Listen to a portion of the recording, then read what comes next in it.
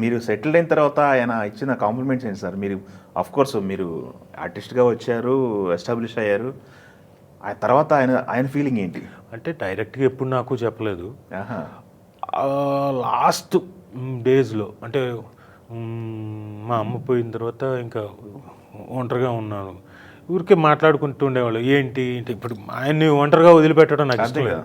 ఆ పెద్ద ఇల్లు, ఆయనకున్న రూమ్‌లో ఆయన్ని ఒంటరిగా ఉంచడం ఇష్టం లేక ఉన్నంతసేపట్లో 2 గంటలు, 3 గంటలు కూర్చొని మాట్లాడుకున్నాం. మీ అమ్మ చాలా గొప్ప పర్ఫార్మర్ రా స్టేజ్ మీద. ఆవిడ ఏడుస్తుంటే మొత్తం జనాలంతా కూడా ఏడ్చేవాళ్ళు. నువ్వు ఆ రేంజ్‌లో పర్ఫామ్ చేస్తున్నావురా. నువ్వు చేసావు. అది నేను అప్పుడు చెప్పలేదు. ఇప్పుడు దొరికింది టైం వచ్చింది కాబట్టి చెప్తున్నా. నువ్వు చాలా మంచి పర్ఫార్మర్ రా అన్నాడు. Thank you.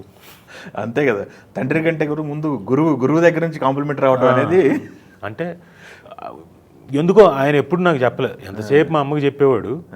నేను ఎప్పుడు మధ్యలో ఎప్పుడైనా గొడవలు వచ్చినప్పుడు ఎప్పుడు చూసినా నేను మెచ్చుకున్నదే లేదు. ఎప్పుడు చూసినా ఏదో అంటాడు, ఇంకోటి అంటాడు, అది అంటాడు, ఒరే ఎదవ అంటాడు.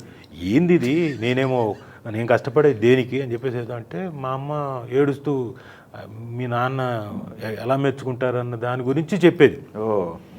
వెనక అప్పుడు అలాగా సర్లే అయితే. యెస్. యెస్.